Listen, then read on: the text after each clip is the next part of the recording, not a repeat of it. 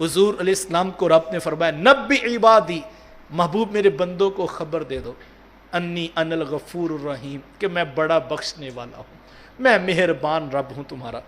लेकिन बख्शता किसको हूँ?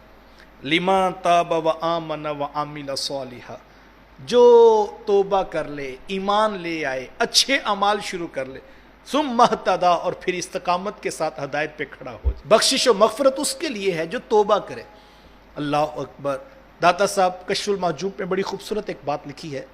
दाता साहब फरमाते हैं कि जिस शख्स ने तोबा की, अल्लाह ने उसको माफ़ कर दी।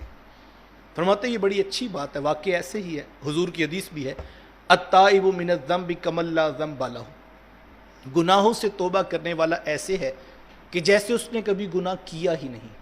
तो जिसने तोबा की, फरमाया उसको अल्लाह ने बख्श दिया।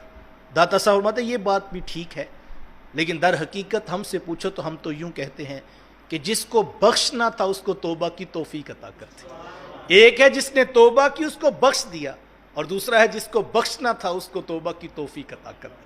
तो यहाँ पर फरमाया कि वो बड़ा बख्शने वाला मेहरबान है, लेकिन बख्शता उसे है लिमन ताबा, जो तोबा भी करे। रहमत का मी बरस रहा है, नूर का सागर बह रहा है। इन लम्हों को गनीमत जानिए, ये इतने बाबरकत लम्हात हैं कि बड़े से बड़ा मुजरिम भी आए तो उसके गुनाहों को माफ़ कर दिया जाता है। और अगर कोई इस नूर के बहते हुए सागर से भी फैज़ याब ना हो सके तो हुजूर अलैहिस्सलाम की हदीस सुन लीजिए।